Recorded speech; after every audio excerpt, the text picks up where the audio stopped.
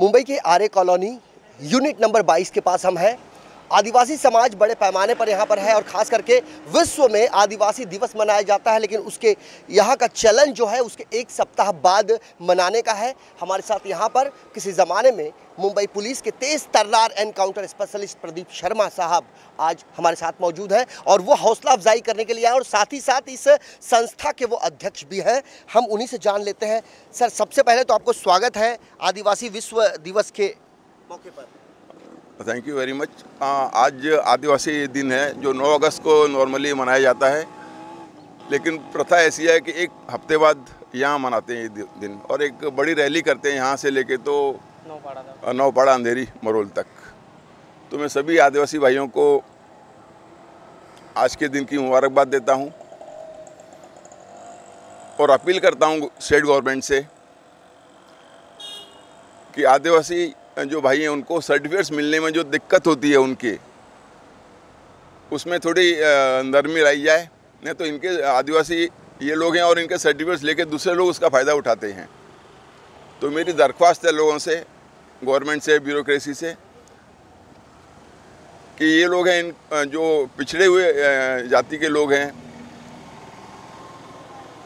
इनको इनके सर्टिफिकेट्स और भी बाकी सुविधाएं इनको मुहैया कराई जाएं। सर, खास करके बात की जाए, कुछ दिन पहले हमने देखा डीपी रोड के नाम पर आदिवासी बहुल क्षेत्र का बड़े पैमाने पर डेमोलेशन किया गया।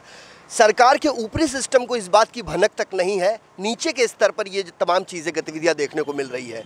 कैसे हो पाएगा इनका पुनर्वास? एक डीपी रोड का तो एक वो है ही, दूसरा भी एक जो एसआर के प्रकल्प हैं, इनके यहाँ बिल्डर आते हैं, एसआर के प्रकल्प का नाम लेके इनको वहाँ से शिफ्ट कर देते हैं और ज़मीन इनकी हत्या लेते हैं। तो ये भी एक इशू है कि सरकार इसमें भी ज़रा ध्यान दे। आज के दिन खास करके आदिवासी समाज को अपने तरफ से आप किस तरफ का आह्वान करेंगे? चूँकि बटे हैं आदिवासी अलग अलग खंडों में और उन्हें एकजुट होने की आवश्यकता है, चूँकि ये समाज जो है ये थोड़ा सा हटकर है, इसका इतिहास भी थोड़ा हटकर है। बिरसा मुंडा को हमने देखा एक ऐतिहासिक पुरुष के रूप में। आने वाले दिनों में आदिवासी समाज के लिए क्या आह्वान करेंगे आप? आने वाले दिनों में मैं आदिवासी समाज के लिए इस तरह का आह्वान करना चाहता हूँ कि आदिवासी समाज में निरक्षरता ज़्यादा पैमाने पर है, साक्षरता बढ़े, लोग पढ़ें लिखें, अपनी जिम्मेदारी समझें, अपने समाज को एकजुट करें और फिर अपने जो उनके राइट्स हैं उसके लिए फ़ाइट करें, इकट्ठा होकर फ़ाइट करें। मुंबई महानगर पालिका के कुछ ऐसे लोगों की अनदेखी की जा रही है। अंधेरी पूर्व के इलाके में हमने खुद जायज़ा लिया था। पेपर पर कुछ और, हकीकत में कुछ और, गुमराह है लोग। आपने बताया निरक्षरता, साक्षरता वक्त की ज़रूरत है। ऐसे में आदिवासी समाज जो अलग अलग खंडों में विभाजित हुआ है, ऐसे लोगों को एकजुट होने की क्या अपील करेंगे आप? जो जितने भी फैक्शंस हैं इनके सब एक साथ खड़े हो जाएं तो इनके समाज का उद्धार बहुत जल्दी हो जाएगा। साक्षरता सबसे इम्पोर्टेंट चीज़ है। अगर इनको कानून कायदा अगर वो मालूम हो जाए तो ब्यूरोक्रेसी से, गवर्नमेंट से कैसे अपने मांगों के लिए झगड़ना है। यदि आप इनके राइट्स के लिए ऐसे ही लड़ेंगे तो ये कहने में कोई अतिशयोक्ति नहीं होगी कि किसी ज़माने में पुलिस नायक के रूप में दिखने वाले प्रदीप शर्मा साहब आज जननायक की दिशा में आगे बढ़ रहे हैं। क्या नहीं लगता आपको? मैं वापस इस समाज से अपील करूंगा कि साक्षरता की तरफ ज़्यादा ध्यान दें। प्रदीप शर्मा, वी.एस. आलस्कर, XYZ लोग आते जाते रहेंगे, लेकिन तुमको खुद को बलशाली बनाना है, तभी तुम जो आगे निकला हुआ समाज है उससे लड़ाई कर सकेंगे। Thank you so much sir.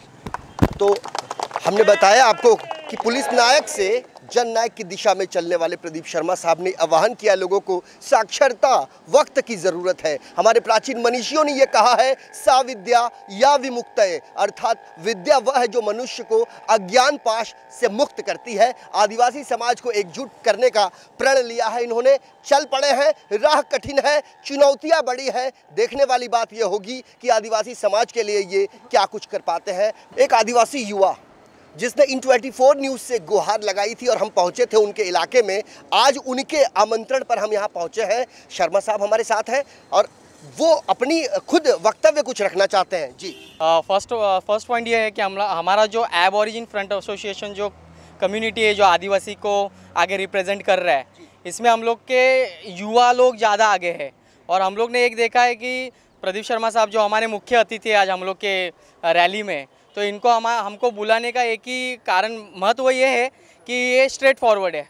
He is not like a politician होता है उल्टा सीधा बोल सकता है, लेकिन हम लोग ने शर्मा साहब को देखा है स्ट्रेट फॉरवर्ड बोलते हैं। और हमें इनसे इन्होंने जैसे बोला कि साक्षरता, यंग जनरेशन आज हम लोग की साक्षर हो रही है, लेकिन शर्मा साहब जैसे बड़े इंसान की हमको गरज है, क्योंकि ऐसे इंसान हम लोग के लिए काम कर सकते हैं, नीति लोग हम लोग के लिए काम नहीं कर सकते। भारत के प्रधानमंत्री नरेंद्र मोदी साहब से क्या प्रेरणा आप लेते हैं, जिनका ये कहना है कि भारतवर्ष में 65% जो यंग जनरेशन है वो 35 साल के नीचे है?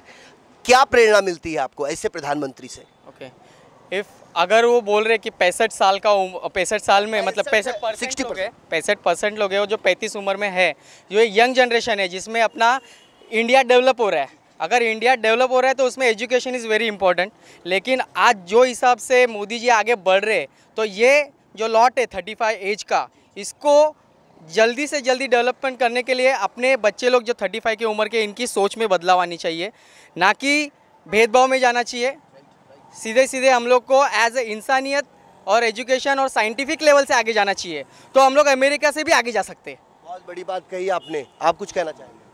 तो कुल मिला के यहाँ पर आदिवासी समाज के वो तमाम लोग हैं जिन्होंने प्रदीप शर्मा साहब को यहाँ पे इनवाइट किया है, और खास करके देश के प्रधानमंत्री नरेंद्र मोदी की उस कहावत पर इन्होंने अपनी मोहर लगाई है, जिसमें ये उन्होंने कहा था कि भारतवर्ष में 65% जो जनरेशन है वो यंग ब्लड का है, जो 35 साल से भी कम उम्र के हैं, और ऐसे बच्चों के लिए इन्होंने एक आह्वान देने का काम किया है। वीडियो जर्नलिस्ट सदानंद शेट्टी के साथ संजय मिश्रा, IN24 न्यूज़, मुंबई।